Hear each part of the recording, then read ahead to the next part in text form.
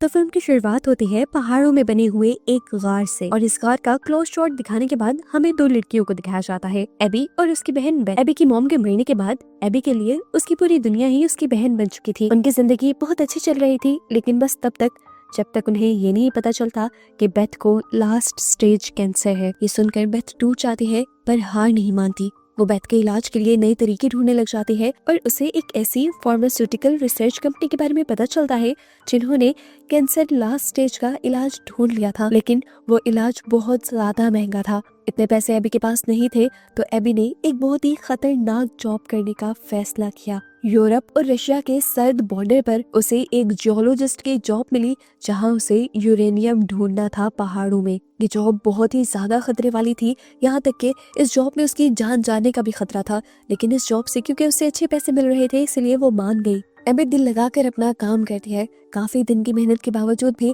इन्हें कहीं यूरेनियम नहीं मिलता, तो एबी अपने कलीग से कहती है कि हमें पहाड़ों के और घने जंगलों के अंदर जाना चाहिए। उसका कलीग ये खतरा लेने के लिए तैयार नहीं था, क्योंकि वो जानता था कि इसमें उसकी जान को खतरा हो सकता है।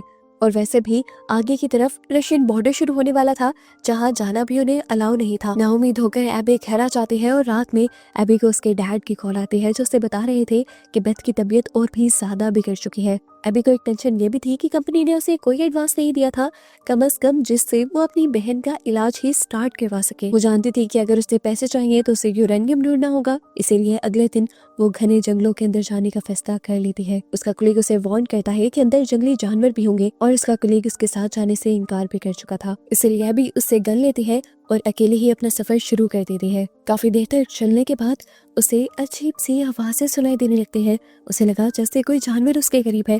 उसने फौरन अपनी बंदूक तान ली, लेकिन तब उसकी नजर नीचे पड़े हुए एक काले पत्थर पर गई। ऐसा लगा कि जैसे आवाज इस पत्थर में से आ रही थी। उसने ये पत्थर उठाया तो ये पत्थर उसे काफी कीमती लगा। ऐसा पत्थर उसने जिंदगी में पहले कभी नहीं देखा था। हालांकि वो एक जियोलॉजिस्ट थी, यानी जमीन और पत्थरों पर उसने अच्छी रिसर्च की हुई थी। एबी इसे अपनी बेस में वापस ले आती है, लेकिन इसके बारे में अपनी कंपनी को नहीं बताती, क्योंकि उसे ये पत्थर काफी कीमती लग रहा था और उसने सोचा कि क्यों ना वो इस पत्थर को बेचकर खुद ही बेथ के इलाज जितने पैसे इकट्ठे कर ले। इसी टाइम पर दोबारा उसे उसके डैड की कॉल आ जाती है, जो उसे बता रहे थे कि बेथ की तबीयत और भी ज्यादा बिगड़ चुकी है। इसीलिए एबी फौरन घर जाने का फैसला कर लेती है। जाते हुए उसने अपने कलीग को बताया भी था कि वो यहाँ पर वापस शायद कभी नहीं आएगी। इस इलाके से निकलने के लिए एबी को आगे से हेलीकॉप्टर के जरिए जाना था। वो हेलीकॉप्टर में बैठ जाती है और आधे रास्ते में एबी खिड़की के बाहर एक अजीब सी चीज नोटिस करती है, जो पहले तो उसे एक परिंदे का पर लगता है, लेकिन जैसे ही हेलीकॉप्टर उससे टकरा कर क्रैश होने लगा, तब वो समझी कि ये कुछ और था। वो बेहोश हो चुकी थी। उसे जब होश आया तो उसने देखा एक पायलट पहले ही मर चुका है और दूसरा बुरी तरह जख्मी है। वो उसको फर्स्ट एड देती है और फिर मदद बुलाने के लिए रेडियोस तलाश करने लग जाती है। उससे पहले रेडियो भी नहीं मिला और हेलीकॉप्टर का कम्युनिकेशन सिस्टम भी तबाह हो चुका था। जैसे ही एबी को ये एहसास हुआ कि वो किसी को मदद के लिए बुला भी नहीं सकती, तो वो पैनिक हो गई। अब अपनी और पायलट की जान उसे खुद बचानी थी। वो मैप और कंपास निकाल कर ये पता चलाती है कि उसका सबसे करीब वाला रोड भी तकरीबन 60 किलोमीटर दूर था, जहाँ जाना इस मौसम और हालत के साथ आसान नहीं था। रात हो चुकी थी और रात में एबी ने आग जलाई इस उम्मीद में कि कोई उन्हें देख लेगा, और साथ ही पायलट को सर्दी से बचाने की बेहद कोशिश की, लेकिन उसकी किसी भी कोशिश का कोई फायदा नहीं हुआ। पायलट सुबह होने से पहले ही मर गया और आग भी किसी ने नहीं देखी और ना ही कोई मदद को आया। एबी जान गई कि यहाँ रहकर मदद का इंतजार बकवास है, इसीलिए वो यहाँ से सप्लाईज, खाने पीने की चीजें, एक गन और रेडियो वॉकी टॉकी लेकर सफर पर निकल गई। वॉकी टॉकी के सिग्नल्स बैटरी लो होने की वजह से बहुत ही ज्यादा वीक थे। एबी ने हेलीकॉप्टर की बैटरी से इस वॉकी टॉकी को चार्ज किया और तभी उसे इसी वॉकी टॉकी में जॉन नामी किसी बंदे की आवाज सुनाई दी। हैरत की बात थी कि जॉन का भी हेलीकॉप्टर क्रैश हुआ था और वो भी करीबी एरिया में गिरा था। वो बताता है कि आसपास उसके एक लेक है और एक जंगल है। उसकी हालत भी काफी खराब थी, क्योंकि उसकी बॉडी के कई हिस्से काम नहीं कर रहे थे और उसकी टांग तो बुरी तरह जख्मी थी।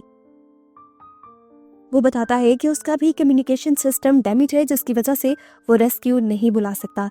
लेकिन अच्छी बात ये थी कि जॉन के पास अच्छी सप्लाईज और अच्छा रेडियो था, जिसे एबी अपनी बैटरी और महारत से ठीक करके उसके जरिए मदद बुला सकती थी। उसने मैप पर चेक किया, जॉन सिर्फ 30 किलोमीटर दूर था, जबकि रोड 60 किलोमीटर दूर था। तो एबी ने जॉन के पास जाने का फैसला किया। पर जॉन ने उससे कहा, तुम गलत करोगी कि रास्ता बहुत ज्यादा खतरनाक है और जिस उम्मीद में तुम आ रही हो क्या पता मेरे इक्विपमेंट्स भी काम ना करें। एबी ने अपना फैसला अटल रखा क्योंकि उसके पास ज्यादा वक्त नहीं था कि वो 60 किलोमीटर का रास्ता तय करके पहले रोड पर जाए और फिर वहां जाकर मदद का इंतजार करते रहे। उसे अपनी बहन के पास जल्दी पहुंचना था। रास्ते में उनकी बातें चलती रहती है और एबी बताती है कि वो एक जियोलॉजिस्ट है। तो जॉन फौरन उससे कहता है, फिर तो तुम यहाँ पर यूरेनियम ढूंढने आई होगी। और ये सुनकर एबी शॉक रह जाती है। उसे ये बात कैसे मालूम थी? रात में एबी एक शेल्टर लगाती है और आराम करने से पहले अपने बैग में उसी ब्लैक कलर के पत्थर को चेक करती है। वो इस पत्थर को उलट पुलट कर देख ही रही थी कि हैरानकुन तौर पर उसके हाथ में वो पत्थर अपनी शेप बदलने लगा। एबी जैसे जैसे उसे मोड़ना चाहती, जैसे जैसे उसे शेप करना चाहती, वो वैसे वैसे बदल रहा था। अभी और भी ज्यादा कंफ्यूज हो गई कि आखिर ये है क्या। कोई भी पत्थर इस तरह से अपनी शेप नहीं बदल सकता। क्या ये कोई एडवांस टेक्नोलॉजी है या फिर कोई एलियन रॉक? खैर अगली सुबह होते ही एबी ने अपना सफर शुरू कर दिया। बर्फ के इस इलाके में वो बिल्कुल अकेली थी। जॉन लगातार उससे रेडियो पर बात करने की कोशिश कर रहा था, पर एबी अब उसे डांट देती है और कहती है कि अगर इस तरह हम रेडियो पर बात करते रहे तो हमारी रेडियो की बैटरी जल्दी डाउन हो जाएगी और फिर मैं तुमसे कांटेक्ट भी नहीं कर पाऊंगी। रेडियो बंद करके वो अपने सफर पर फोकस करने लग जाती है और अब उसके सामने एक नया चैलेंज आ जाता है कि उसे एक सीधी पहाड़ी के ऊपर चढ़ना था जो इंतहाई मुश्किल काम था। एबी को लगा कि शायद वो ये नहीं कर पाएगी। वो इसके बारे में जॉन को बताती है तो जॉन कहता है, ठीक है, अगर तुम जाना चाहती हो तो चली जाओ। मैं याद रखूंगा कि तुमने मेरे लिए कोशिश की थी और प्रे भी करूंगा कि तुम्हारी बहन जल्दी ठीक हो जाए। एबी उदास हो गई। नाउमीदी से उसने कहा कि वो भी ठीक नहीं हो रही। तब जॉन ने उसे समझाया कि तुम हर किसी को नहीं बचा सकती अभी। ये सुनकर उसे गुस्सा आता है और वो जॉन को डांट कर कहती है, इस टाइम मुझे किसी नसीहत की नहीं बल्कि मोटिवेशन की जरूरत है ताकि मैं आगे बढ़ती रहूं। जॉन कहता है, ठीक है, जो तुम्हें ठीक लगता है करो। एबी इस मुश्किल पहाड़ी पर चढ़ना शुरू कर देती है और जब सपोर्ट नहीं मिलती तो ऊपर चढ़ने के लिए अपने चाकू का इस्तेमाल करती है, लेकिन एक पॉइंट पर आकर उसका चाकू भी पहाड़ी में फंसकर टूट जाता है और अब उसका ऊपर चढ़ना बहुत ज्यादा मुश्किल हो रहा था। एबी को इस टाइम वो स्टोन याद आता है जिसकी वो शेप चेंज कर पा रही थी। वो उस स्टोन को निकाल कर उसे एक चाकू की शेप देते हुए उसके जरिए ऊपर चढ़ने की कोशिश करती है और ये स्टोन उसकी बहुत सारी मुश्किलें आसान कर देता है। उससे अपने आप को ऊपर करवाती है और आखिर पहाड़ की चोटी पर चढ़ जाती है। चोटी पर चढ़कर उसे महसूस हुआ कि नीचे उतरना और भी ज्यादा मुश्किल था। ये एक खाई जैसा था, अगर वो गिर जाती तो मर जाती।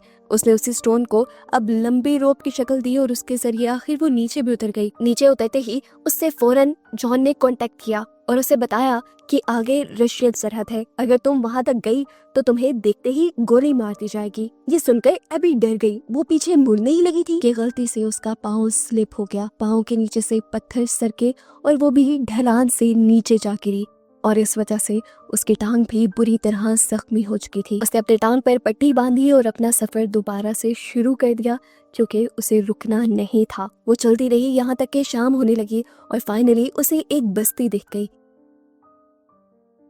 एबी जिसे मदद की बहुत ज्यादा जरूरत थी वो फौरन उस तरफ बढ़ गई, पर दुख की बात कि वहाँ पर एक इंसान भी नहीं था। थकी हुई थी तो उसने रात यहीं गुजारने का फैसला किया। भूख उसे लगी थी, खाना तो उसे मिला लेकिन वो खराब हो चुका था। वो अब अपनी जख्मी टांग की पट्टी करती है और अपने आप को एक ताकत का इंजेक्शन लगाती है। सुबह होने पर एबी की आंख कुछ आवाजों से उसे यहाँ करीब एक रशियन सोल्जर दिखा। वो डर चुकी थी क्योंकि वो यूरोप से आई थी और यहाँ पर पकड़ी जा सकती थी, इसीलिए वो फौरन छुप गई। उस सोल्जर को भी शक हो चुका था, इसीलिए वो एबी के पीछे इसी घर में आ घुसा। एबी के पास एक गन भी थी। उसने ये गन तैयार कर ली और जैसे ही सोल्जर उसके सामने आया उसने ये गन उसके ऊपर तान दी।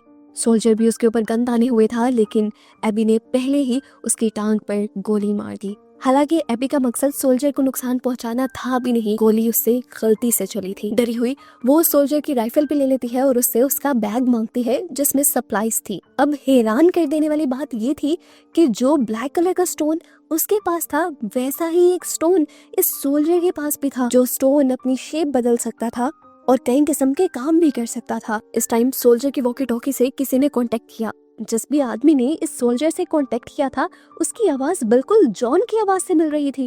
एबी शॉक रह गई कि कैसे कोई एक इंसान उससे जॉन बनके और सोल्जर से कोई और बनके बात कर सकता है। वो समझ गई कि ये सारी कहानी उस स्टोन के साथ मिली हुई है। सोल्जर की वॉकी टॉकी से वो जॉन से पूछते भी है कि आखिर तुम हो कौन और चाहते क्या हो, लेकिन अब वहाँ से कोई जवाब नहीं आता। खैर, अब वो इस जख्मी सोल्जर की मदद करती है, उसकी पट्टी करती है और उससे पूछती भी है कि अगर तुम्हें मेरी मदद चाहिए तो मैं तुम्हें तुम्हारी बेस तक पहुँचा सकती हूँ। सोल्जर मान जाता है क्योंकि वो भी रास्ता भटक कर यहाँ तक पहुंचा था। जॉन एबी से अभी तक कांटेक्ट में था, लेकिन ये लोग उसके इरादे नहीं जानते थे। ये दोनों भी अभी तक जख्मी थे और आगे बढ़ना दोनों के लिए ही मुश्किल हो रहा था। मजे की बात थी कि ये दोनों दुश्मन थे, एक यूरोप से था तो एक रशिया से था, लेकिन यहाँ पर ये लोग दुश्मनी नहीं दिखा रहे थे क्योंकि दोनों ही जानते थे कि दोनों को एक दूसरे की जरूरत है। ये लोग आगे बढ़ते जा रहे थे और सोल्जर का जख्म और भी ज्यादा बिगड़ता जा रहा था।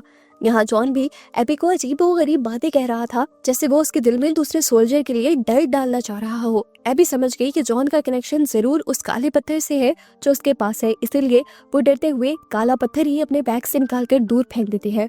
और इसी दौरान वो देखती है कि सोल्जर जो पीछे था उसके पाँव के नीचे की लेक की बर्फ टूट चुकी थी और वो इसी लेक में गिर चुका था। एबी मदद के लिए उसके पीछे तो जाना चाहती थी, लेकिन उसके पाँव के नीचे से भी बर्फ टूट गई और वो भी लेक के अंदर गिर गई। लेक का पानी इतना ठंडा था कि उसने पूरा जिस्म एबी का जमा दिया, पर एबी फिर भी अपने आप को सहारा देते हुए मुश्किल से ही सही लेकिन बाहर निकल आई। चिल्ला चिल्ला कर उसने मदद की आवाजें लगाने की कोशिश की, कोई उसकी मदद को न आया। उसने अपनी मदद खुद की और सारे अपने गीले कपड़े उतारे ताकि उसकी जिस्म की गर्मी बरकरार रह सके। इस टाइम पर उसे जॉन की आवाज दोबारा सुनाई दी। गुस्से में उसने रेडियो की बैटरी तक निकाल के फेंक दी, लेकिन फिर भी वो जॉन की आवाज को सुन पा रही थी। आखिर थकन और चोटों की वजह से उसे इस ठंड में भी नींद आ। नींद में उसे अपनी बहन के साथ गुजारे सारे खूबसूरत पल याद आ रहे थे। कुछ ही देर बाद उसकी आंख यहाँ हेलीकॉप्टर की आवाज से खुली। वो खुश हो गई। अपनी ताकत को जमा करते हुए वो उठी क्योंकि वो हेलीकॉप्टर को अपनी तरफ अट्रैक्ट करना चाहती थी ताकि हेलीकॉप्टर उसकी मदद कर सके। लेकिन एबी इतनी वीक थी कि वो हेलीकॉप्टर्स को सिग्नल देने में नाकाम हो गई। अब एबी ने देखा कि वो एक गार के पास खड़ी थी।